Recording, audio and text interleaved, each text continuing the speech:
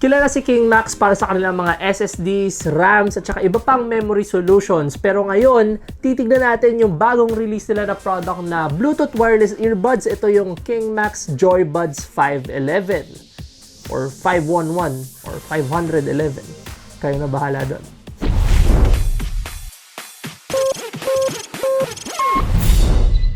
What's up mga pre, ako yung host Alvin Pacheco at welcome sa Pinoy Rig Enthusiasts kung saan bibigyan namin kayo ng mga reviews, insights at mga unboxings. Kaya kung bago ka lang sa channel na ito at mahilig ka sa mga PC hardwares, lifestyle items tulad nitong earbuds na ito o di kaya mga PC building at iba pa, is huwag mo kalimutang mag-subscribe dito sa channel na ito kasi libre naman. Yan, so yan, bago natin pag-usapan na itong Kingmax JoyBuds 511, hindi pa to available sa Pilipinas as of now na sinushoot namin tong video na ito, pero malay nyo, once na ma-review natin to at maganda yung feedback nyo dito sa product na ito, is baka ipasok to ni Kingmax dito sa Pilipinas. Para naman sa price ng product na ito, ang SRP niya is actually $75 US. Pag kinonvert mo yun sa peso is mga around 3,500 pesos. Kaya based sa kanyang price, pwede nating ituring as an entry level or a mid-range earbuds itong ire-review natin ngayon. Para naman sa specs ng product na ito, meron itong Bluetooth 5.0 na may Qualcomm 3020 chip with aptX codec na nakaka-improve ng audio transmission para sa device na ito. Basically, compatible naman to sa halos lahat ng devices, basta lang may Bluetooth connection kayo, mapa Android man yan, iOS or Windows, basta may Bluetooth supported nitong earbuds na ito. So yan, box na natin itong product na ito. Unang-unang makikita nyo sa harap is yung kanyang earbuds. So may idea na kayo kung ano itsura ng earbuds natin mamaya, kahit na hindi pa natin siya ina-unbox. Sa likod naman is yung specifications para sa earbuds na ito, which is yung napakita ko kanina.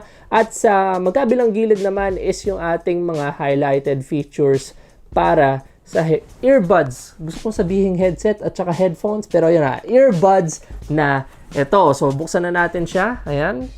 Let the gravity do its thing. Dahil mahirap siya kapag pipilitin mo. So, unang-unang makikita natin dito is yung ating manual. So, ito yung JoyBuds manual natin. Available siya sa different languages. Dito mo na makikita kung paano yung navigation ng inyong earbuds, which is i-explain ko rin naman sa inyo mamaya. And also, additional details para sa earbuds na ito. So, bukod sa manual, makikita na kagad natin yung case ng ating earbuds. Pero, meron pa tayong box sa baba. So, unahin muna natin ito, nakalagay dito USB. So, of course, ito na yung ating USB na cable para ma-charge nyo itong earbuds na ito. So, Type-C to USB Type-A siya. So, wala siyang kasamang adapter, guys. Kaya magva-vary yung charging time nyo sa adapter na gagamitin nyo dito sa product na ito. Kaya hindi natin siya i-include sa benchmarks mamaya. So, next naman is yung ating extra ear cups or ear tips para sa earbuds na ito. So, meron tayo ditong small at saka large. Ang default na nakalagay sa earbuds nyo is yung medium size. So, yan na yung mga kasamang items para sa product na ito. So, ito na yung mismong case. So, i-explain ko muna sa inyo kung ano meron dito. Meron tayong Kingmax logo sa taas. Sa harap naman is meron tayong 4 na LED indicator dito, which is yung kanyang battery level ng case na ito. Battery level ng case, hindi nung mismong earbuds. So, meron rin tayo dito sa likod na USB Type-C port. Dito nyo sasaksak yung cable na kasama nito kanina para mag-charge yung case.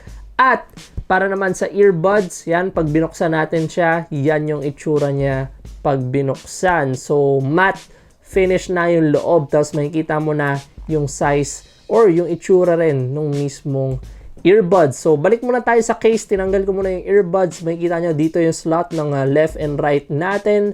At dito siya nag-charge gamit yung dalawang pin na yan. Indicated na rin yung left and right kapag bubuksan nyo tong case na to para hindi na kayo malito kung ano yung ilalagay sa tenga nyo. Ito na yung earbuds natin. Makikita nyo may Kingmax logo siya sa gitna at sa baba nun is yung LED indicator kapag pinipindot nyo siya. So, ang master driver or ang master earbuds sa dalawang to, master, ibig sabihin yung una nyo dapat tatanggalin or yung i-prepare nyo sa mga devices nyo tulad ng phones, laptops, and so on, is yung right driver nyo or yung right earbuds. So, unahin nyo yung right, tapos tsaka nyo i-connect yung left. Basically naman, kapag tinatanggal nyo siya sa case, automatic siya nagto-turn on.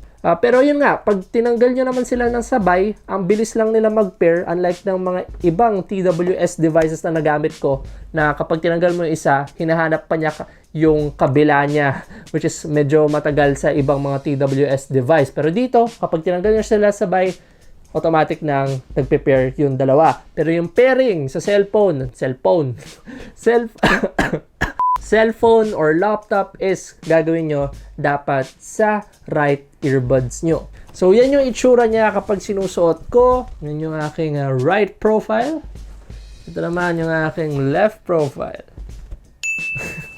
Meron din tong IPX7 water resistance. Basically, kaya niyang i-resist yung sweats at saka rain. Pero ako hindi ko to gagamitin sa ulan. Siguro sa ambon, pwede pa. Pero kung malakas na ulan, hindi ko siya i-risk kasi medyo mahal rin yung price niya. So, sa workouts naman or kung nag-gym kayo, okay na okay lang tong earbuds na ito kasi hindi makakapasok yung sweats nyo kapag ginagamit nyo siya. May built-in dual microphones din to sa right side niya. So, meron tong CVC technology or capture, yung clear voice capture daw nila, which is nakakapag-isolate ng noise kapag nagsasalita ka on calls or kapag nagre-record ka ng boses mo. So, ito yung mic test natin para sa earbuds na ito.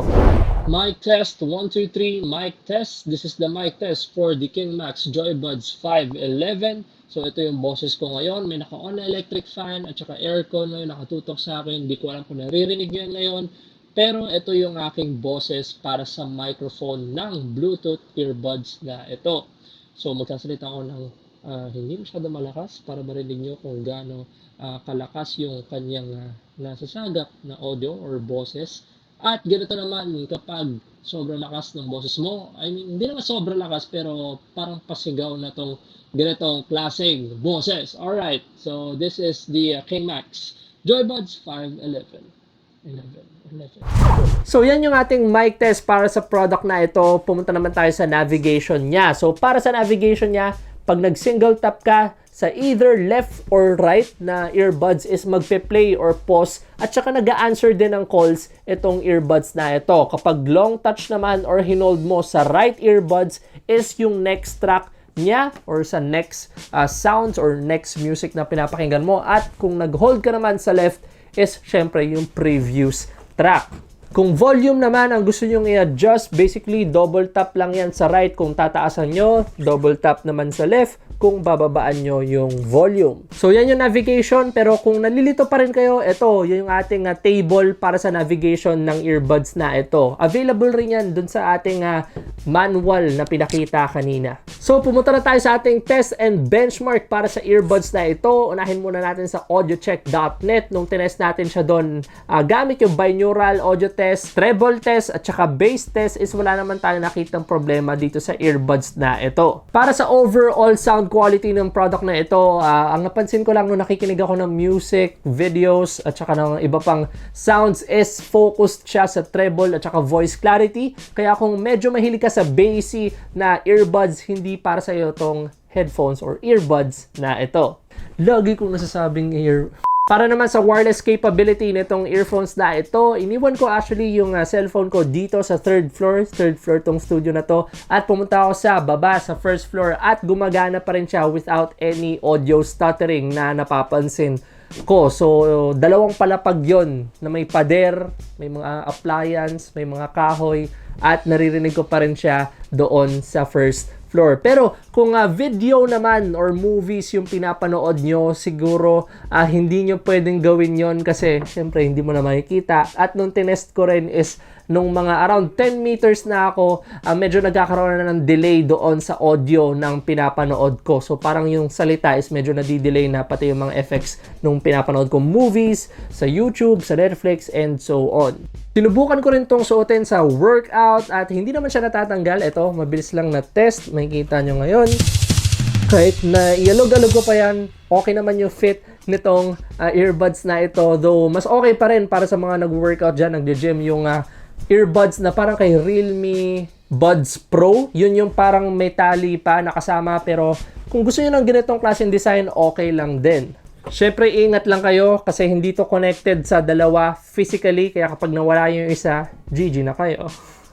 Para naman sa battery life, meron tong 480 mAh sa case at 50 mAh naman dito sa dalawang earbuds na ito combined. So parang 25 each sila. So matcha-charge mo tong earbuds na ito dito sa case na to ng mga 8 to 9 times. Depende kung gaano ka kadalas gumamit. Pero ayun nga, bago malobat itong case na to, 8 to 9 times mo siyang masacycle throughout without using the Type-C port dito sa likod or external charger or external adapter para sa earphones or earbuds na ito. Nung chinarge ko naman siya dito pabalik sa kanyang case, umabot lang siya ng mga 10 to 20 minutes bago mapuno ulit. So pumunta na tayo sa pros and cons ng product na ito. Parang wala akong nire-review, no? Kasi nasa tenga ko yung product. So pumunta na tayo sa pros and cons ng product na ito. Unahin muna natin sa pros. Unang nagustuhan ko dito sa product na ito is yung kanyang way or process kung paano mag-pair. Kasi kapag tinanggal mo nga siya sa case, tulad ng sinabi ko kanina, ang bilis lang niya mag-pair nung left and right drivers niya. Kasi sa mga ibang TWS devices na nagamit ko or na-test ko, medyo maghihintay ka pa ng mga 5 seconds to 10 seconds bago sila mag-pair sabay, bago mo i-connect doon sa Bluetooth device mo, sa cellphone, sa laptop, sa tablets, and so on. Pangalawa naman is yung kanyang AI voice. So alam ko yung may mga meme dyan na your Bluetooth device has been connected. Yung ganun yung tunog. Actually dito hindi. Pag sinusot mo siya tapos tinurn on mo siya or pag sinabi na niya na connected siya, ang ganda ng boses ng AI niya, and actually para kang si Tony Stark kasi may sarili kang Jarvis sa tenga mo. Next naman na nagustuhan ko is yung kanyang navigation. Basically, dito lahat nagme-make or break lahat ng TWS devices na nire-review ko or ginagamit ko. Kasi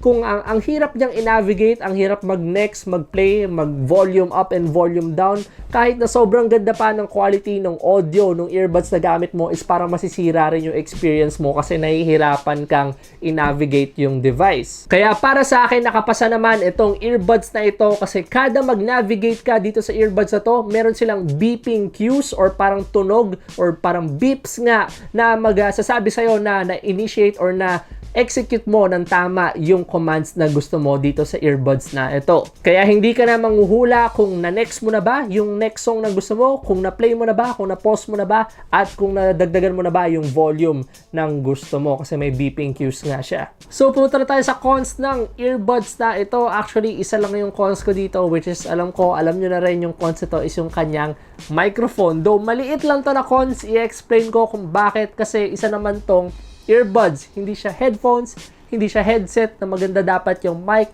Earbuds siya na ang fino-focus lang talaga is audio quality at hindi microphone quality. Parang isipin nyo na lang dito, added bonus or added feature na lang talaga yung microphone niya dahil hindi lahat ng TWS devices is merong microphone na built-in. At ito, dual microphone pa. So, nice effort kay Kingmax para sa paglalagay ng microphone dito pero hindi siya ganoon kaganda. Mas okay na lang na gamitin mo yung microphone mismo ng cellphone mo kaysa dito sa microphone ng earbuds. So, I think yan na. Diyan na natatapos ang ating review para sa JoyBuds 511 ni Kingmax.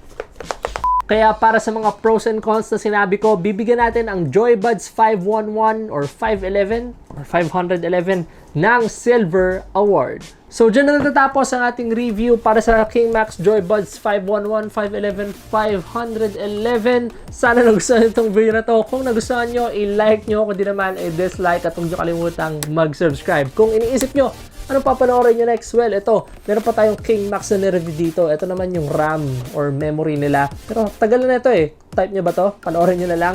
At ito naman yung YouTube recommendation natin. Di ko alam kung ano yung nire-recommend ni YouTube sa inyo. Pero yan daw yung panoorin nyo next. So, sa gitna naman is yung subscribe button. Mag-subscribe ka lang dito sa channel na ito kasi libre naman. Yan. And also, may mga giveaways kami soon. So, yun mga pre. Kung nagawa nyo na yung like, dislike, comment, subscribe. Maraming salamat mga pre. And I'll see you on the next episode.